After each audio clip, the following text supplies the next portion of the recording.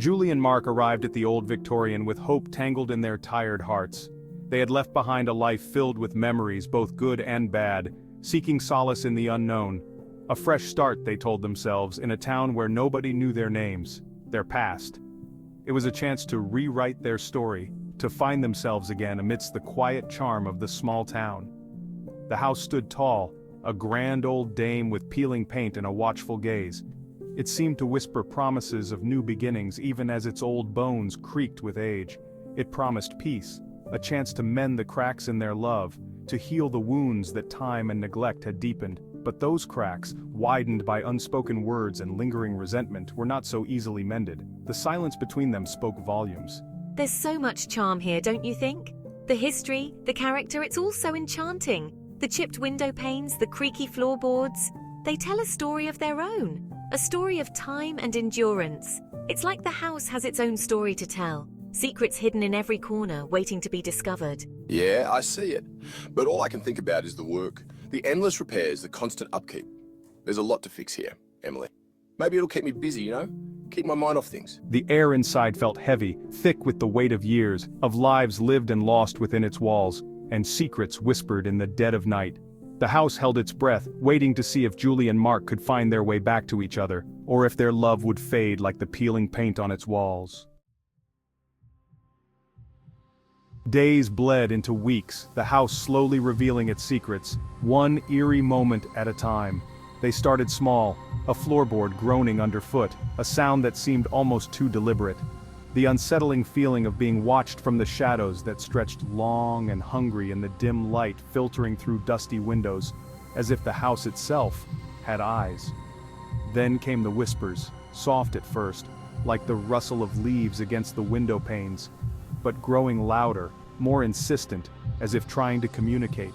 It's just the house settling, Mark. Old houses make noises, it's nothing to worry about. Old structures like this take time to adjust to new life inside. The wood expands and contracts, creating sounds. I don't know, Emily. Every time I hear a noise I can't explain, it feels like something's crawling down my spine. It's more than just the house settling. And those scratches on the walls, they weren't there before, were they? They look fresh, like something's been clawing at the wood. Cold spots lingered, patches of icy air that seemed to defy the warmth of the season. Even on the warmest days, the chill persisted, a stark contrast to the bright, sunny world outside, adding to Mark's growing unease. The house seemed alive, its presence almost tangible, pressing down on him with an invisible weight. The nightmares began soon after they moved into the old house. Julie would wake with a gasp, her heart pounding a frantic rhythm against her ribs, the echo of whispers clinging to the edges of her dreams. Each night the whispers grew louder, more insistent, as if trying to convey a message she couldn't quite grasp. She'd find Mark sitting up in bed, his face pale and drawn in the moonlight, listening intently to the silence that seemed to throb with an energy all its own. He was always on edge, as if expecting something to emerge from the shadows. Mark, what is it? What are you hearing? Julie's voice trembled with a mix of fear and curiosity. I swear I hear voices, Emily. They're calling our names. It's like they're trying to tell us something, but I can't make out the words. Faint, distant, but they're there.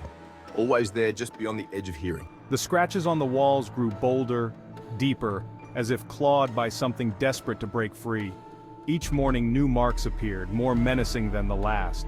The house was changing them slowly, insidiously, turning their hope into a gnawing fear that clung to them like a shroud. It was as if the very walls were alive, feeding off their terror, growing stronger with each passing night. Fractured bonds, unraveling sanity. The house, once a symbol of new beginnings, became a breeding ground for their unspoken anxieties. Desperate to hold on to our dream, I refused to acknowledge the darkness that was seeping into our lives. Overwhelmed by the constant sense of dread, I retreated further into myself, my silence a chasm widening between us. Their arguments, once fueled by passion, now crackled with an undercurrent of fear. Every creak of the floorboard, every unexplained noise was a reminder of their crumbling relationship, a mirror reflecting their own internal struggles. The line between reality and delusion began to blur, the house playing tricks on their already frayed nerves. Reality's grip, imagination's bite. Was it the house or was it them? The question hung heavy in the air, unspoken but ever present. Were the whispers real, or were they figments of our sleep-deprived minds? Were the scratches on the walls evidence of something sinister, or simply the marks of time and neglect? Julie clung to the belief that it was the house, that they were victims of an unseen force. Mark, his logic warring with the unexplainable events, started to question his own sanity. The house, with its eerie silence and oppressive atmosphere, offered no answers, only amplified their doubts and fears. An ending but not the end. They left as abruptly as they arrived, fleeing the suffocating grip of the old house. We left behind our dreams, our hopes, and a part of ourselves we couldn't quite reclaim. The house stood silent, watching them go, its secrets locked tight within its walls. Did the whispers cease when they left? Did the scratches on the walls fade away, or did they deepen, a testament to the house's enduring hold? The answer, much like the true nature of the house, remained elusive, a chilling reminder that some doors are best left unopened, some secrets best left undisturbed.